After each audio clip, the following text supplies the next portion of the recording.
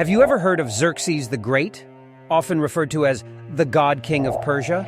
Many people think that, as depicted in the movies of the 300 men, so was he in his physical appearance, but note this today that the physical appearance of historical figures from antiquity is often a matter of speculation, as there are typically no contemporary images or detailed descriptions available. This is also the case with Xerxes the Great, the ruler of the Achaemenid Empire during the 5th century BCE. However, some general information about the physical attributes of individuals from his time and region can provide some context. Xerxes was of Persian descent, and Persians during this period were generally of Indo-European stock. They likely had features that were common among Indo-European peoples. These features often included a range of physical characteristics such as black or brown hair, brown eyes, and skin tones that varied from fair to olive. It's important to note that there would have been considerable diversity in physical appearance within the Persian Empire due to its vast size and diverse population. Xerxes would have been well-groomed and adorned with elaborate clothing and accessories befitting his royal status. Ancient Persian kings were known for their opulent attire and the use of symbols of power, such as crowns, diadems, and royal robes. However, specific details about Xerxes' height, build, or facial features are not available in historical records or texts. Most of what we know about Xerxes comes from ancient Greek sources, as he was a significant figure during the Greco-Persian Wars, particularly during the invasion of Greece. These Greek sources focused more on his actions and military campaigns than on his physical appearance. In essence, while we can make some general assumptions about Xerxes' likely appearance based on the historical context of his time and region, we have no concrete physical descriptions or depictions of him to provide a more detailed picture of his bodily attributes. So today, we focus on his actions and campaigns. Okay, let me ask you, bro. Who is Xerxes in the first place? Xerxes I, a name that once struck terror into the hearts of both his subjects and his enemies. He ascended to the throne of the vast Achaemenid Empire in 486 BCE, following in the footsteps of his father, Darius I. Yet, Xerxes had ambitions that dwarfed even his father's achievements. He yearned to conquer Greece, a land of formidable warriors and defiant city-states, to fulfill his divine mission. He's referred to as the God King, due to his belief in his divine right to rule. He saw himself as the earthly representative of the god Ahura Mazda, which added a divine aspect to his kingship. Right, let's talk about his rule. What was his ruleship like, if I may ask? Xerxes' rule, which extended from 486 to 465 BCE, was marked by several defining themes and characteristics, many of which left an enduring impact on the Achaemenid Empire and the ancient world. Foremost among these themes was Xerxes' unwavering belief in his divine authority. He firmly saw himself as the chosen representative of Ahura Mazda, the supreme deity of Zoroastrianism. This belief was not just symbolic, it was deeply embedded in his governance. A concrete example is his insistence on elaborate rituals and ceremonies that reinforced his divine status. He constructed the grand city of Persepolis, a testament to his divine mission. Within its opulent palaces and intricately carved reliefs, one can find depictions of Xerxes receiving divine blessings, offering sacrifices to the gods, and symbolically bridging the gap between heaven and earth.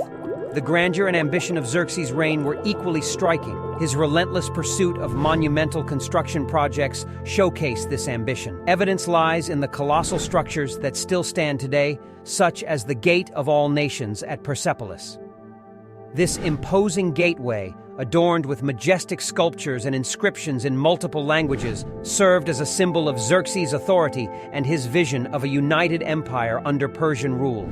Xerxes' military ambition was another defining characteristic of his reign. His belief in divine duty to spread the influence of Ahura Mazda led him to embark on the ill-fated invasion of Greece in 480 BCE. Concrete evidence of his military ambition lies in the massive army he assembled, which Herodotus estimated at over 1 million soldiers. This campaign, although initially successful with the capture and burning of Athens, ultimately culminated in the battles of Thermopylae, Salamis, Plataea, and Mycale. These pivotal events, recorded by historians, highlight the high stakes of Xerxes' military conquests and the complex interplay between his divine ambitions and the resilience of Greek city-states. Furthermore, Xerxes' reign witnessed the Persian Empire reaching its territorial zenith, encompassing vast regions stretching from Egypt to India. This multicultural empire brought together diverse cultures and peoples. An example of this multicultural aspect is evident in the inscriptions at Persepolis, which were inscribed in multiple languages, reflecting the linguistic diversity of the empire. What was XERXES' family background, and how did he come to the throne? Xerxes' family background was deeply rooted in the Achaemenid dynasty, which ruled the Persian Empire. He was the son of King Darius I and Queen Atassa, making him part of a long line of Persian monarchs. Xerxes' ascension to the throne was not without its complexities. When Darius I died in 486 BC, there was a succession dispute, and Xerxes' older half-brother, Artabazan, initially claimed the throne. However, with the support of influential nobles and the endorsement of his mother, Atassa, Xerxes eventually secured his position as the rightful heir and became king of Persia. That's quite a political maneuvering for the throne. How did Xerxes' upbringing and education influence his reign? Xerxes' upbringing and education played a significant role in shaping his reign. Growing up in the royal court, he was exposed to the intricacies of Persian court politics and administration from an early age. His mother, Queen Atassa, was a powerful figure in the court and likely influenced his early education. He would have been educated in Persian traditions, customs, and the Zoroastrian religion, which played a central role in the Achaemenid Empire. Did his education also involve military training, considering his later military campaigns? Yes, indeed. Xerxes received a well-rounded education, which likely included military training. The Persian king was expected to be a capable military leader, and Xerxes' military education would have prepared him for his role as the commander-in-chief of the Persian army. This training would prove invaluable when he embarked on his ambitious military campaigns, including the invasion of Greece. It seems like his family background and upbringing provided him with a solid foundation for leadership. How did these early experiences influence his rule as king of Persia? Xerxes' family background and upbringing instilled in him a strong sense of royal duty and the belief in his divine right to rule. His early exposure to court politics and administration equipped him with the skills needed to govern a vast empire. Additionally, his education, which encompassed Persian traditions and military training, allowed him to assert his authority, both within the empire and on the battlefield. These formative experiences influenced his reign as he navigated the complexities of governance, military conquests, and his role as the god king of Persia. What were Xerxes' beliefs regarding his divine mandate to rule? Xerxes held strong beliefs in his divine mandate to rule, rooted in the religious framework of Zoroastrianism. He saw himself as the earthly representative of Ahura Mazda, the supreme deity in Zoroastrianism, and believed that he had been chosen by Ahura Mazda to carry out his divine will on earth. This belief imbued Xerxes with a sense of divine authority that went beyond mere political power. He genuinely considered himself a divine figure, a living god king whose rule was a manifestation of divine will. How did his belief in divine authority shape his actions and policies? Xerxes' belief in divine authority had a profound influence on his actions and policies as a ruler. It was a driving force behind his grand construction projects, such as the city of Persepolis, which served as a monumental testament to his divine mission. These projects aimed to establish the king's connection with the divine and solidify his authority over the empire. Additionally, his divine conviction played a central role in his military campaigns. Xerxes believed that his military conquests were not just territorial expansion, but also a divine duty to spread the influence of Ahura Mazda. His invasion of Greece in 480 BC was a direct result of this belief, as he saw it as a means to fulfill his divine mission. His religious beliefs also shaped his policies and governance. Xerxes promoted the worship of Ahura Mazda as the supreme god, emphasizing the central role of Zoroastrianism in the empire. This policy aimed to unify the diverse peoples of the empire under a common religious framework, further solidifying his divine authority. In essence, Xerxes' belief in divine authority was not just a personal conviction. It was a driving ideological force that permeated all aspects of his rule, from monumental construction to military campaigns and religious policies. It molded him into a ruler who saw himself as a god-king with a divine mission to fulfill on earth. How did the Battle of Thermopylae and the Battle of Salamis impact Xerxes' Greek campaign? The Battle of Thermopylae and the Battle of Salamis were pivotal moments in Xerxes' Greek campaign, and their impact was profound. Let's start with the Battle of Thermopylae. In 480 BC, a small force of Greek warriors led by King Leonidas of Sparta valiantly defended the narrow pass at Thermopylae against the massive Persian army. Xerxes, confident in his divine mission and the sheer size of his forces, was initially taken aback by the Greek resistance. The battle became a symbol of Greek defiance and valor. Despite the overwhelming odds, the Greeks held their ground, inflicting significant losses on the Persian forces. But the turning point came when a local resident, Ephialtes, betrayed the Greeks by revealing a mountain path that allowed the Persians to outflank and encircle them. Leonidas and his Spartans fought to the death in a heroic last stand, but the Greeks were ultimately defeated. The Battle of Thermopylae showcased the Greeks' determination and demonstrated to Xerxes that his campaign would not be without challenges. Now, the Battle of Salamis, a naval engagement, had equally profound consequences. After the fall of Thermopylae, Xerxes' forces advanced further into Greece. However, the Greek city-states, led by Themistocles of Athens, devised a cunning plan. They lured the Persian fleet into the narrow straits of Salamis, where the superior maneuverability of the Greek triremes played a decisive role. The Battle of Salamis was a chaotic clash of naval power. Persian ships, despite their vast numbers, struggled to maneuver in the tight confines of the straits, while the Greek triremes capitalized on their agility. In the heat of battle, Xerxes, watching from the shore, could only watch as his mighty fleet was decimated. It was a stunning reversal of fortunes as the Greek navy emerged victorious. Those battles sound like epic struggles. What were the key events and consequences of Xerxes' Greek campaign? Indeed, Xerxes' Greek campaign was marked by a series of key events and far-reaching consequences. The battles of Thermopylae and Salamis, as we've discussed, were instrumental. But there's more to the story. Following the defeat at Thermopylae and the retreat of the Greek allies, Xerxes pressed further into Greece, capturing Athens in 480 BC. The Persians went on to burn the city's iconic temples and libraries, symbolizing their dominance. However, this brutal act galvanized the Greeks' resolve to resist the invaders. The turning point in the Greek campaign came after the Battle of Salamis.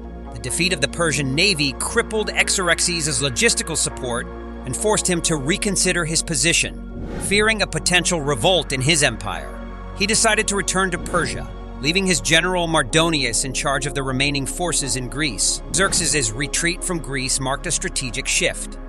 It allowed the Greek city-states, led by Athens and Sparta, to regroup and unite against Mardonius. The final confrontation took place at the Battle of Plataea in 479 BC, where the Greeks, in a ferocious clash, decisively defeated the Persian forces, putting an end to Xerxes' dream of conquest. The consequences of Xerxes' Greek campaign were profound.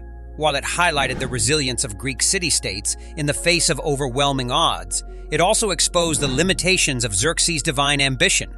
His retreat marked the beginning of the decline of Persian influence in Greece. How did Xerxes address internal rebellions within the empire? What diplomatic and military strategies did he employ to maintain control? Xerxes faced several internal rebellions during his reign, and he utilized a combination of diplomatic finesse and military might to quell them. When Babylon revolted in 484 BCE, Xerxes adopted a two-pronged strategy. He initially employed diplomacy, offering concessions to the Babylonian rebels, such as the return of their god statues. However, when negotiations failed, he resorted to military force.